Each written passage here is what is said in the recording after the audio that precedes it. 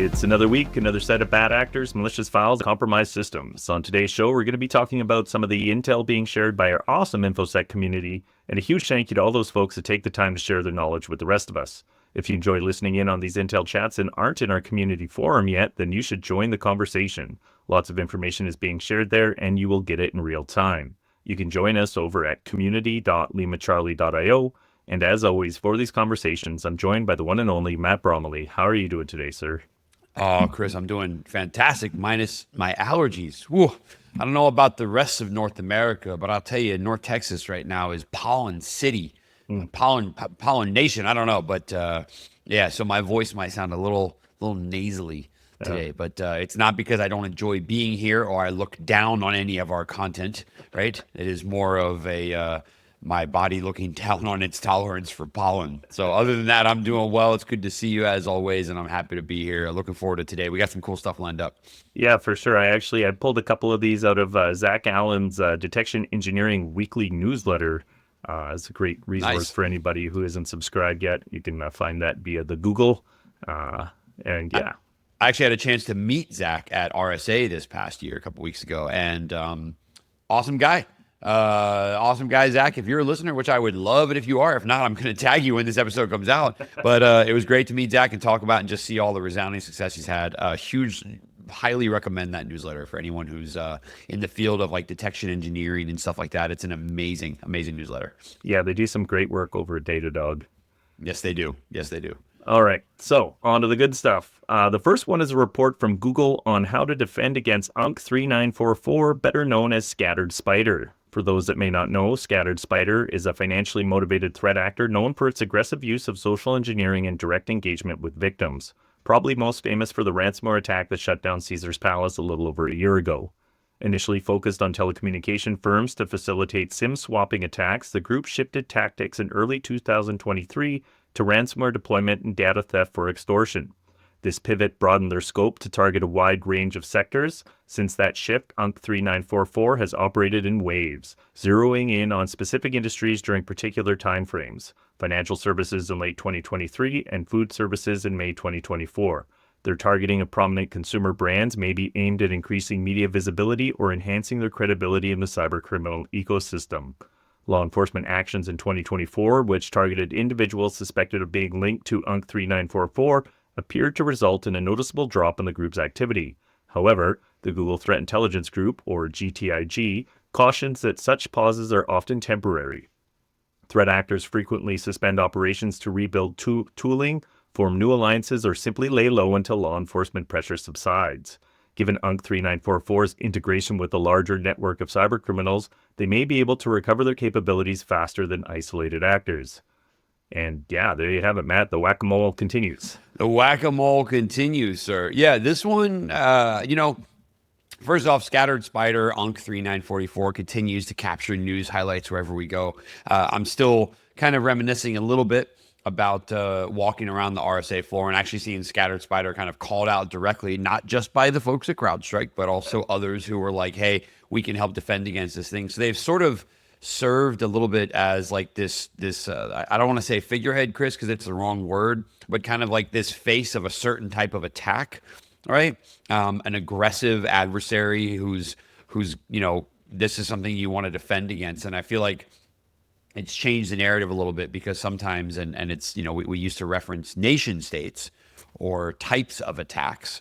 In this case, we're referring to particularly named threat actors, if you will. However, interestingly enough, the Google Threat Intelligence Group and an awesome team over there. They publish some amazing things, and I love seeing, and by the way, this is the team at Mandiant for anyone who's curious over there. Awesome stuff. They do talk a little bit about like ways to harden and protect against this, and I think you're going to cover some of these details in here, Chris. But I just want to mention, this is not like patch these two things and implement this detection. This is identity hardening, administrative roles, endpoint hardening, appliance and resources, network infrastructure, monitoring and detections. I mean, the sheer like operational breadth of this group is covered in this blog. Is kind of like, here's a lot of stuff you need to look out for and a lot of things to be careful of. And very insightful. Loved seeing it, loved reading through it, but wow, is there a lot to take in? It just shows you how like kind of vast this group is and their capabilities. And I remember when they got arrested too, the people that they focused in on were quite young, like early 20s, and some I maybe remember still that even as in their well. teens. Yeah, So I remember young that. and talented and pretty relentless. I don't know about talented, but I know what you mean. Yeah. So recent reports suggest UNC3944 may be linked to Dragon Force ransomware operations, including a campaign against a UK-based retail company. BBC coverage noted similar attempted attacks on other UK retailers allegedly claimed by Dragon Force actors. Of note, Dragon Force's operators recently asserted control over the ransomware as a service platform, which had previously ceased operations in March. UNC3944 was known to have joined Ransom Hub following the shutdown of the ALV or Black Cat ransomware group, while Google Threat Intelligence Group or GTIG has not confirmed whether UNC3944 was behind these incidents. Retail organizations remain an attractive target.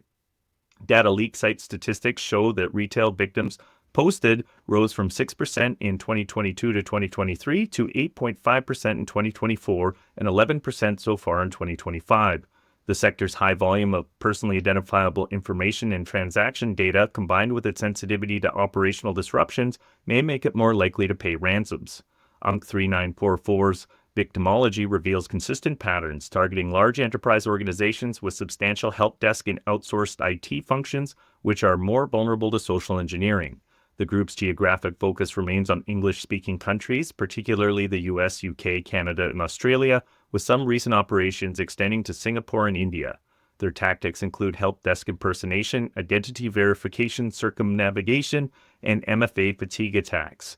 Organizations are advised to improve identity controls, particularly around password resets and MFA enrollment, and to harden infrastructure access points such as administrative portals, VPNs, PAM systems, and backup environments.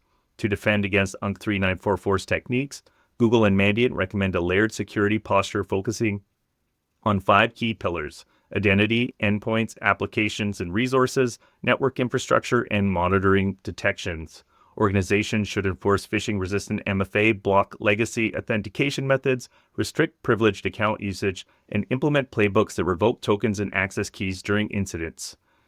EDR, VPN, and virtualization platforms should be segmented and continuously monitored for unauthorized changes or access attempts. Specific attention should be paid to monitoring collaboration tools, as UNC3944 has previously used Microsoft Teams to impersonate internal IT personnel. Playbooks should include enhanced scrutiny on MFA registration events, especially when the same method appears across multiple accounts. So a lot of information there. It's all laid out really well in the article, which will be linked in the show notes. Definitely worth reading if you're part of one of these large enterprises with outsourced IT. I do believe the Caesar's Palace was Okta. They have a real specialty around exploiting Okta. I remember that as well. And I think that, the very first thing that Mandiant calls out, or Google Threat Intelligence Group calls out here, is actually locking down identity. Further securing positive identity process is critical. And to quote the blog, UNC3944 has proven to be very prolific in using social engineering to impersonate users when contacting the help desk. Right up there, exactly what to get into and exactly what to watch out for. And just know that sometimes the security team is not always your first line of defense.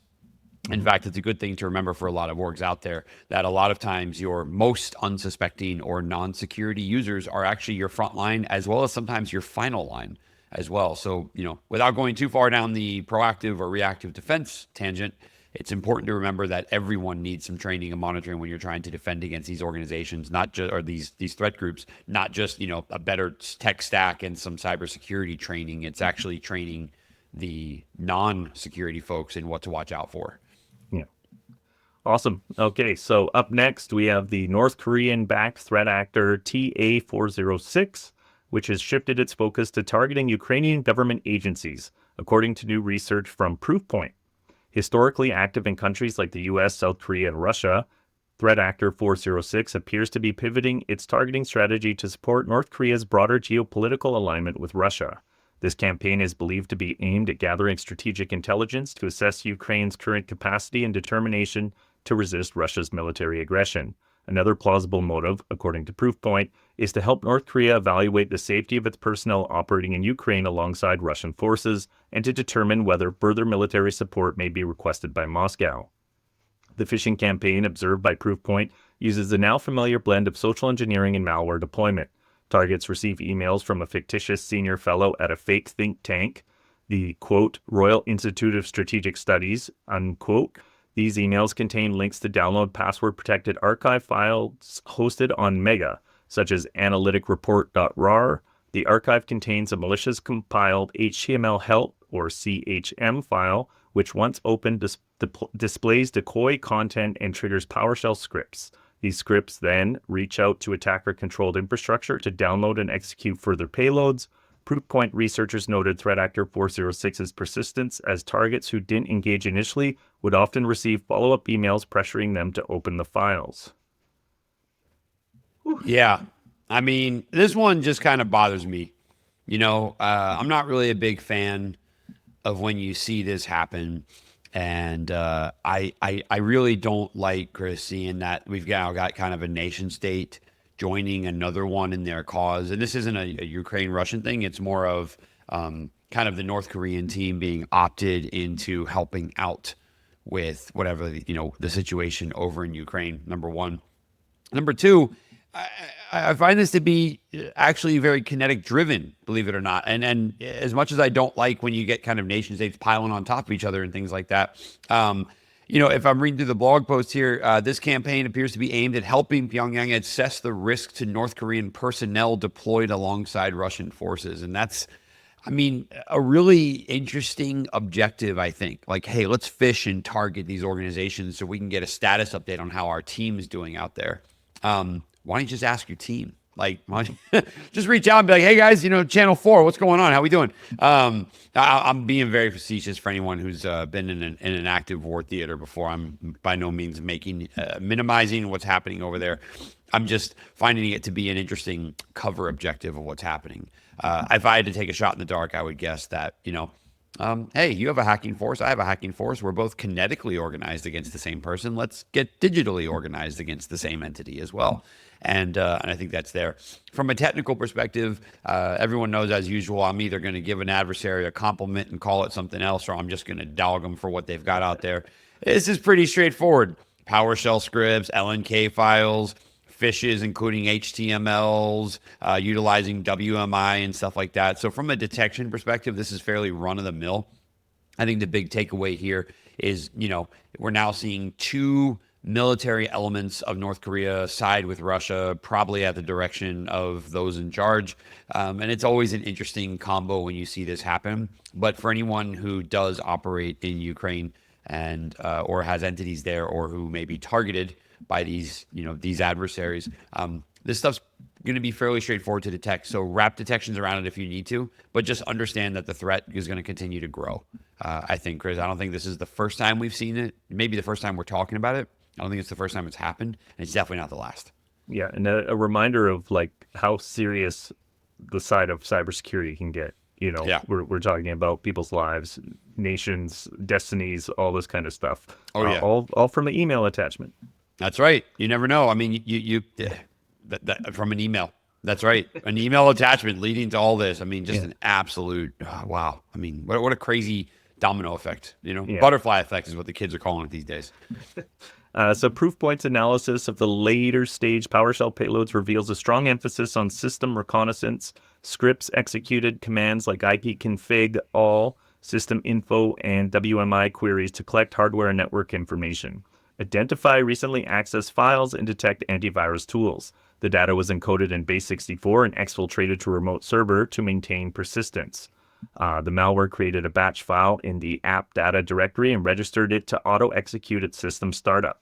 In another observed variant, TA406 embedded an HTML attachment in the phishing email that led to a zip archive containing both a benign PDF and a malicious LNK shortcut. The LNK file triggered additional PowerShell activity and scheduled the execution of a JavaScript payload, though the final stage was unavailable at the time of analysis. TA406, or Threat Actor 406, also deployed phishing emails disguised as Microsoft security alerts using Proton Mail accounts. These messages falsely warned recipients of suspicious login attempts and directed them to credential harvesting pages. The activity aligns with TA406's longstanding mission of supporting North Korea's strategic intelligence priorities as opposed to direct battlefield targeting seen with Russian-aligned groups. According to Proofpoint, TA406 is part of the broader Kamuski umbrella, also referred to as Thallium or the Connie Group, and has operated since at least 2012. The group's toolset includes malware families like Connie, Sani, Amity, and, wait for it, Baby Shark, often delivered via phishing campaigns So those are often delivered via phishing campaigns, leveraging spoof documents or social engineering themes such as job applications or policy documents. Proofpoint confirmed that other groups under the Kamuski umbrella, Threat Actor 408 and Threat Actor 427, have not been observed targeting Ukraine directly. However, Threat Actor 427 has historically pursued intelligence about Ukraine through attacks on Western entities. This specific Threat Actor 406 campaign further underscores the strategic intelligence sharing alignment between North Korea and Russia, with TA406 acting as a channel for gathering political insights rather than performing direct cyber sabotage. So yes, the web is complex and the stakes are high, and educate your users about downloading attachments and unpacking RAR files and clicking on funny links. I mean, this is pretty standard stuff. I want to drop something else in here too, Chris, for some folks out there who may be in the detection engineering space, obviously the SOC analysts and those of you on the various teams. But I wanted to call out, as I was reading through this article earlier, there's a lot of great CTI in here, but it can also become very confusing for someone who maybe is kind of hearing about these groups for the very first time, right? Like, wait a second, TA 406, 408, 427, Kamuski, Connie Group, Thallium, Baby Shark, what is all this stuff? I just want to insert a quick break point right there for anyone who might be focused on detection engineering or detecting some of this activity. Focus more on the technical what's and how's that the adversary is using, not, oh, I need to defend this group, that group, right? One of the things that this blog calls out is that there is a lot of overlap between these groups, and we're not talking about a first class kind of APT high level rolled up group. We are talking about a few different TAs, which may have a lot of crossover, a lot of blurry Venn diagrams and things like that. So if you are someone who needs to kind of dissect all of this and make the most out of it, please focus on the technical capabilities and detecting those, as opposed to let me try and wrap as much CTI as I can around this. And again, these TA names, I believe, are Proofpoint specific names. Some of you may be familiar with Thallium, which is the Microsoft name, if I'm not mistaken. The UNC name we talked about in the previous article is Mandy and Google. And then we get into things like Baby Shark, for example, or Connie Group, which may be either vendor independent or they might be given names kind of one-off from what they've seen there. I think it's usually the researchers that uncover them that they get first stab at or something like that. And it can go. So Kimsuki is APT 43, and like if I pull on two threads from here, I'm now in the world of like 10 to 15 different group names. So just a quick break point for anyone who's doing analysis on the technical part here. Focus on the technical indicators and the activity first, prior to, okay, let me try and understand all the groups here. Let the CTI team handle that, or let your CTI vendor handle that, so you're not getting wrapped around the axle on what can and cannot be here. Mm-hmm. And yeah, I think as you pointed out a million times on the show, is that the behavioral stuff often matches across many different groups. They all use similar choke points where if you set up your detections, you can capture the one you're worried about, but capture other people that you might not even know about. That's right. You never know which fish you're going to get in that net. All right. Next up, since October 2024, URLscan.io has been tracking a phishing campaign known as Oriental Gudgeon, which is targeting over 40 Japanese commercial entities, mostly in the financial services sector. The threat actor behind Oriental Gudgeon deploys phishing kits that impersonate login portals or major brands aiming to harvest user credentials, PINs, and credit card data. Companies impersonated include major banks, Mitsubishi, UFJ, Mizuho, Rizona, credit card providers, JCB, Aeon Card, American Express, telecoms, NTT, Docomo, and global platforms like Apple and Amazon. The phishing kits use a view-based single-page application with modular components. A landing component filters visitors, only allowing users from Japan to proceed. Once access is granted, phishing components sequentially prompt victims to submit login credentials, account data, verification info, and financial information. These interactions are facilitated by API endpoints and each visitor is assigned a UUID to track session state and submitted data. Emails leading to these sites often uses scare tactics such as notices of suspicious account access to coerce victims into engaging with the phishing page. So interesting view. That's a React alternative. Sounds pretty simple on the surface, but rather sophisticated in their aims. And, you see it here too, using fear and urgency to get people to click and sort of move forward in the process without stepping back to think about things. Yeah. I'd like to also, I will stop after this, but I want to kind of continue my previous tangent there, which is now we're talking about another group name that we've got to keep up with, right? And you just run into all these. And I mean, there's a whole slew of targets inside of this. And there's definitely some regional pressure happening here. Or I should say continental pressure happening here across the Pacific. But Chris, you definitely hit the nail right on the head with some of the things that the adversary is obviously trying to do here, right? Very custom specific phishing-based kits, which this blog post does an awesome job in providing details of the phishing kits. And I thank you, URL Scan, for the very brief code-based display of what the phishing kit looks like and some of the activity here, which I find interesting. And then thank you for the 3/4 of the page list of domain names that are associated with this. So I made a note of that. There's probably 200 domains there. There's a ton, number one. And number two, I mean, you could have put that in a CSV or something like that, but that's okay.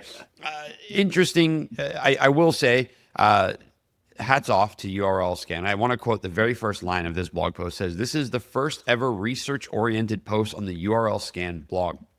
I'm always a fan of companies or vendors, information providers, if you will, Chris, that have like this type of top-level insight where their job is to collect metadata that others may base their analysis off of. A tangential hat tip to Census, who does this as well, CENSYS, I believe. They sit at this intersection of, we collect a lot of metadata that folks do use for CTI analysis. Hey, we can do some of our own too. So I always like seeing when these types of things happen, number one. Two, they go through and do a really awesome job of actually displaying a whole bunch of different screenshots of landing pages that they've seen, and kind of talking about what the overall flow of activity looks like, how the phishing works, the sites they may go to. For anyone who's out there constructing network-based network-based detections, so you network detection engineers, a lot of cool information in here. And also, it's really good insight into what you may or may not see if you have traffic visibility. So I immediately, Chris, leaned on the network side here because there's some great indicators of things you might look for in here as well. But also, what does it look like to construct a very complex phishing kit? And what are the different intricate parts of that? Awesome dissection here. Admittedly, I wish the IOC section was not so long, but I do like their dipping their toe into the research-oriented blog post waters. So urlscan.io, welcome to the fray. Okay, so cloaking mechanisms are also employed to evade analysis. Oriental Gudgeon performs geofencing to ensure only users from Japan can access the phishing content. Users outside Japan are redirected to benign sites. Additionally, the actor intermittently disables the post/visitors/info/create or get user info endpoint to show a 404 error page, effectively cloaking the phishing infrastructure. URLscan.io and URLscan Pro offer tools to bypass these cloaking techniques. There's a sales pitch. It snuck in. Standard users can select Japan as a scanning location to evade the IP-based filtering, while URL Scan Pro users... Okay, I'm not going to read that. I'm sorry, guys. I love the research you're doing, but I can't be shilling products on the show here. The research team at URL Scan reverse engineered the JavaScript logic of the phishing kit and observed multiple indicators pointing to a Chinese-speaking actor. These included simplifies Chinese error messages and simplifies Chinese fields in network payloads. The phishing campaign initially used IP space tied to Chinese networks, though more recent activity shows a move towards using residential proxies, a trend also observed by Spam House. Educate your users. That's all I can say when I see stuff like this. If you're not sure, if you get an email and you're wondering if you should put your credentials in there, the answer is probably no, but check with somebody just in case if you feel the need. All right. Last one, which I put in here because I noticed this weekend my iPhone was being particularly aggressive about getting me to do an update. And when I read this morning, I realized what it was all about. So Apple has released a substantial batch of security updates across its software ecosystem, including iOS 18.5, iPadOS, and the latest versions of macOS. These updates address multiple high-impact vulnerabilities, several of which could allow arbitrary code execution simply by processing a malicious image, video, or web page. Apple's advisory emphasizes the critical nature of these bugs, particularly those found in Apple, JPEG, and Core Media, both fundamental components for handling media content across iOS and iPadOS. If successfully exploited, these flaws could allow attackers to run code with the privileges of the target application, posing a significant risk for remote code execution. The iOS 18.5 update also addresses vulnerabilities in core audio, core graphics, and image I/O. These subsystems are responsible for parsing various multimedia and image formats, and Apple notes that they could be abused to crash applications or leak sensitive data via crafted file payloads. In total, Apple fixed at least 9 issues in WebKit, the engine behind Safari, with the most severe flaws allowing remote attackers to execute arbitrary code or destabilize the browser just by visiting a malicious site. Additionally, a notable privacy issue in FaceTime was patched. This bug allowed audio transmission to continue even after the mute button was activated during a call. Whew. Not a fan of that one. Yeah. Not a fan of a mute button that doesn't mute. Come on, guys. You need a physical switch on your mic. Come on. Yeah, that's the only thing it does. That's the only thing I need it to do. Like I don't press that button for any other reason. It's not like that button also turns my music back on or something like that. I need that button to do one thing. Oh my goodness. You had one job. Yeah, luckily, interesting enough, right? Exposes the audio conversation even after muting the microphone. Chris, maybe jokes aside, but jokes included, how did they find that out the very first time? You know, like you could probably play a really good practical joke on somebody where if you notice their thing is muted, right? You could be like, hey, I can still hear you. I can still hear you. They're like, oh my God, no, right? But imagine that one time where they're like, no, I can actually still hear you. And someone's like, yeah, whatever. They're just playing around, you know? And then they, doing whatever, I don't know, cooking or whatever people do when the mute button's on, right? And then next thing you know, they're like, we can actually hear you. Like, we can actually hear your conversation. It's got to be a little scary. Yeah. I'm Depends wondering what you're muting for. If I'm just yelling at my kids, I don't think anybody's. Yeah, I don't yell at them. I speak authoritatively to them when they're not doing what they're supposed to. In an increased volume, right? Yes, that's how we. Don't worry, we've all been there. We all do that. Even folks who say they never yell at their kids. I feel like yelling's not the right word. You're right. Dad voice. Dad voice with authoritative increased volume, necessary increased volume, regardless. Yeah. I would highly recommend everyone out there, I'm already going to say it, patch those devices, please. Oh my goodness. Vulnerabilities in core audio, core graphics, image I/O, definitely some interesting things there. But the biggest one has got to be arbitrary code execution simply by processing an image, video, or web page. We've talked about this before, Chris. One thing that I don't want folks to take away from this, if you're just a run-of-the-mill normal iPhone user or a normal Mac OS user, this doesn't mean you're vulnerable. I think a lot of times folks hear about this, and let me be clear when I say vulnerable. A lot of times when folks hear about these things, they're like, oh my gosh, someone's going to listen on my stuff. Usually it's high-ranking officials, journalists, dissidents, people who have international connections and stuff that are often the targets of these things, right? These kind of 0 days are worth a lot of money, especially. They're in the worth a lot of Apple money, ecosystem. yeah. And they're not just going to get burned on anyone, like, oh, they're going to hear my conversation at Applebee's tonight. It's like, no, that's not you. You're not the target here. However, it is an opportunity to patch and make sure that you're not going to fall victim to these type of things, number one. Number two, you never know. You might actually end up seeing vulnerabilities like this weaponized in mass at some point in the future. And you don't want to fall victim to that either. So, just set those devices on auto update. Apple actually does a really good job to them of making it like, hey, I can update at midnight when you're supposed to be asleep, or I can update at a time that works for you, or we can update right now and I will reopen all of your tabs for you when we come back. So, next time you do something that doesn't involve a device, right? I don't know, something water-based or whatever, just hit that update button and move on. Next thing you know, you come back, your device is up to date, and then you don't have to have that conversation of, guess who hacked me yesterday? You're all set. All right, home stretch here. On the system level, Apple hardened the iOS kernel against 2 separate memory corruption issues and resolved the vulnerability in the widely used libxpat library. The vulnerability was CVE-2024-8176. LiveXPAT is an XML parser embedded in many applications across platforms, making this fix relevant beyond just Apple's ecosystem. Other key patches included CVE-2025-31214 in the baseband component, which could let attackers in a privileged network position intercept traffic specifically on the iPhone 16e line. A privileged escalation flaw in MDNS responder was vulnerable to CVE-2025-31222, was also fixed, along with bugs and notes that could reveal sensitive content even when the device was locked. Additional security issues were also addressed in components like Frontboard, which manages app launches and UI, iCloud document sharing, and mail addressing logic. Apple did not indicate any known active exploitation of the patch vulnerabilities, but the scope and severity of the flaws suggest that updating is imperative for both consumers and enterprise deployments. The iOS 18.5 update is compatible with devices starting from iPhone XS onward, while the iPad OS counterpart supports models from the iPad Pro 2018 and newer, as well as several baseline and Air mini series devices. Parallel updates were also issued for macOS Sequoia, Sonoma, and Ventura, along with watchOS, tvOS, visionOS, continuing Apple's unified patching cycle across platforms. So wow, it sounds like they've been busy over there and maybe ramped up their QA efforts. I'm not sure what drove all this. You don't normally see that much stuff coming out of Apple. Sometimes you see this type of motivation after some significant hack takes place, but I'm not passing any judgment, nor do I have any inside information. Usually that type of a fire can drive this stuff.